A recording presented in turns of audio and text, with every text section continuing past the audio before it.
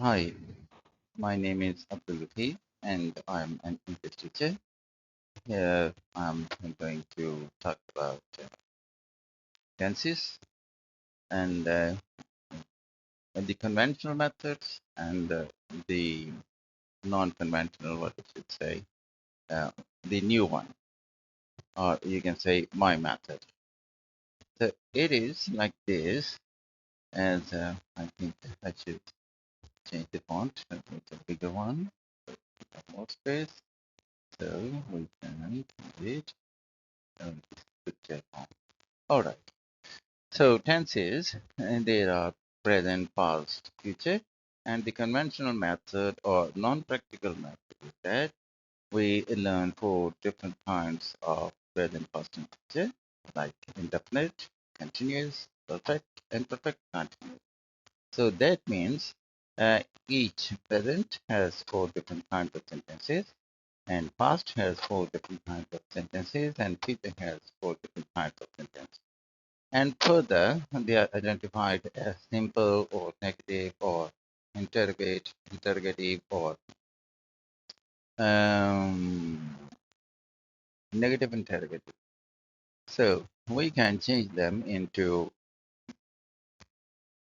first we make, out of these three, we make 12 different type of sentences. And further, if you multiply 12 by, um, by 4, so they will make 48 different type of sentences. And these 48 are further, and they are categorized like active-wise, passive-wise.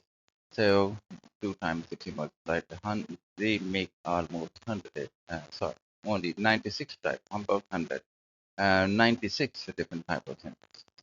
So in this way, it's a long way that we go. And by the time we finish them, we forget everything. And we again come back, rush back to remember as much as we can.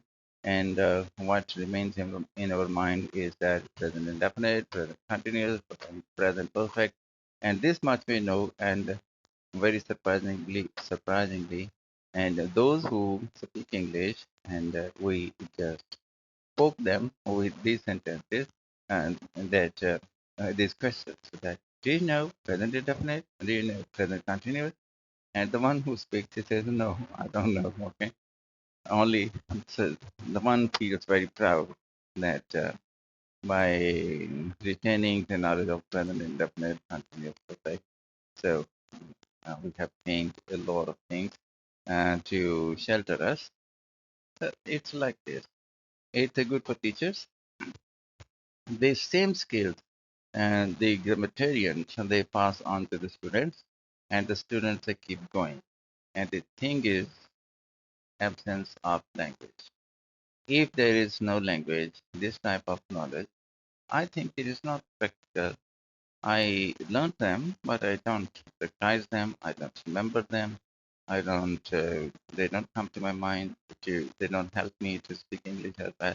Yes, they help to split, to make the things complicated, to make the things more difficult, and to make the people believe that I know a lot about the language. But the thing is that they are non-practical, and practically we don't care for them. It's indefinite or continuous or simple or past or negative or active or passive. We don't care. So I'm sorry I received a call. I'm just pausing the video for a short while. Okay. So practically, we don't care it's indefinite or continuous or perfect continuous only when we mean to attack someone or when we mean to defend or take shelter, or we talk about the things indefinite, continuous, and that's knowledge, okay? As like many other sciences, this is also one of the sciences, government, but in nobody says that English is an easy task. Okay, most majority of everybody who tries to learn English, this is the wrong slot. Okay, they take to present, past, future, and indefinite continuous, and this is and that creates a difficulty. And on the other hand, the more practical or but I should say radical method and new method, you can say. And this is what we do remember about present when we are talking. And this is all the time in our mind. That I call them signs of present, signs of present. We do keep it in our mind while reading, writing, speaking. We stick to is, am, are, or has, have, or s plus one, or can. The examples of is, everybody knows that this is a book, or he is going to school, this is present. And because of the word is, I'm a teacher, I'm teaching, this is also present because the word am. We are happy, we are playing cricket at the moment. So this sentence belongs to present because of the are. He has a nice attitude, or he has finished his work. So both these sentences, they belong to present because of the word has. Similarly, we have books. We have read the books, and this is present because of the word have. And s plus one means that using first form directly, like I play, I go. So this type of sentence, and they belong to present because they are s plus one form, or s plus one type sentence, I usually say. And in the language of grammar, that is present indefinite. And if you need, because negative sentences, when you mean to use the word not, you do need at least one helping verb. So that's why we add to make it into uh, negative, or using of not, the, creating something opposite of that. For example, I go, and opposite to it is I do not go. Okay.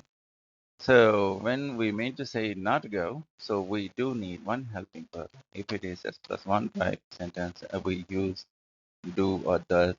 I do not go, he does not go. Okay. I have made a video about do does, and you can watch if you have not. So you can find it somewhere in my collection. So it is like. Similarly, about the past, I think this much we need to remember when speaking English, reading English, writing English, and guarantee that if you are using these sentences, you are writing related. Can. I can go. Okay. I can write, and this also relates to present. Okay.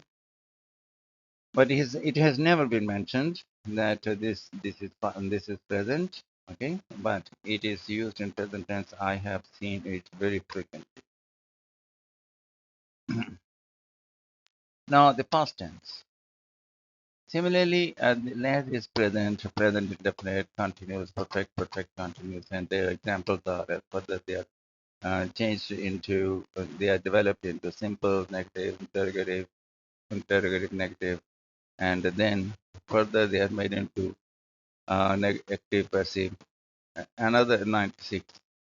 Sorry. In this way, 1, 4, 4 times 2 is equal to 8. So 8 different types of sentences are developed from the past, but that's too much, and we are quite surprised and of this terminology. But if you come onto the practical side, then we have to remember the sign, like was, were, had, as plus to, would, and would. So examples are almost the same. If the present tense I was writing, I can change the present into past just by changing the signs. One word, that is a sign of present. If we change the sign according to the past. So we can easily, for example, he is happy, and the past, if we change the word is into was, so he was happy. All right, he was happy is past. I am a teacher, okay, and the past will be I was a teacher. We are happy. We are teachers, or we are working. Okay, so change the word are, and because are makes present. If you change the sign in past, so we were working, we were happy, so they are past. Similarly, I have a house. It will become I had a house. We have a big car. We can say the past will be we had a big car. I go to school is present. I went to school is past. I can write a letter. This is present. I could write a letter. This is past. And would, because past doesn't have any form of will or shall. Sorry, past doesn't accept the will or shall. So past has its own word, would. Or you can say, if you change will into would, so it will become future in the past. Okay. So what's the difference about will and would? Okay, as a helping verb, it is that if you are using will or shall, it means that you are talking about an action for the first time and guarantee that action has not yet taken place. Okay, if it is that condition, it is future. And talking about for the first time of an action which has not yet taken place. So it is in that case you will use will or shall because that's future. Okay, but if you say I said I this that means I said it refers to that you are repeating something, repeating your statement about an action which you have already talked about. Okay, so there's no guarantee that the action has not taken place. For example, I will go is guarantee that the action has not yet taken place. But when say I would go, there's no guarantee that the action has not yet taken place. For example, I said I would go. So that is repeating of the statement. Okay, so when you say I said, then you cannot use will shall because will shall refers to future, and when you have already said, so that is past. So in this way, grammar says that this is future in the past. Okay. Anyway, I just remember the signs. If it is would, so it is past. In some cases, wood has different meanings. I would rather, okay, play cricket. So, um, in this sense, you can say it would give sometimes the meaning of like as well. Okay, so in that way, it comes in. You can say that this is present or it is future. But the right thing is that will shall for future and would for the past. Similarly, could. Could is for the past tense. Okay, the action has taken place. The action took place in the past, and now sometimes they could you please? Yes, it's a way to make request. When it is used in that way, it may be present, but the right place of could is the past. You are writing the past tense. You cannot use can. Okay, you are bound to use the word could. And if you're writing past tense, you cannot use the word will or shall. You are bound to use the word would.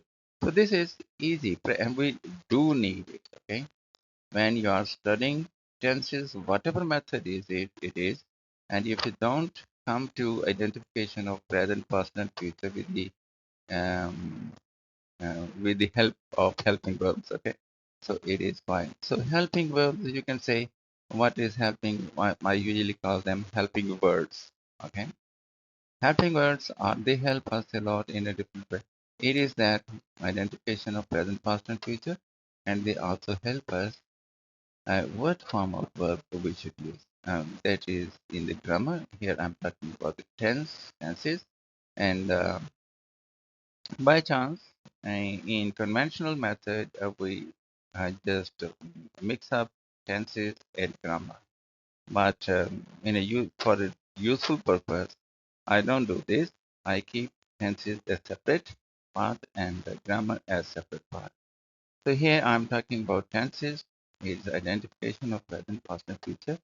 If you come to this side, you will find a lot easy, less complicated, and you have to come to this side. Okay, you make a circle and come here, and you can come directly. there's no loss. If you mean to become, if you mean to speak English, but if you mean to become an English teacher, then the right side is quite positive for you because this is the knowledge ordinary people, even when in England, they don't know much about it. So that was the video. 15 minutes video has got me. I don't mean to make a longer video. Otherwise, this is investigation. These videos can take hours to explain. Okay, thank you very much for bearing patience and hope that you liked this video and you will find it a lot useful, a lot useful. This is guarantee. I just remember, I know all these things, but I remember only the practical side. I use the practical side. I don't go to the non-practical side.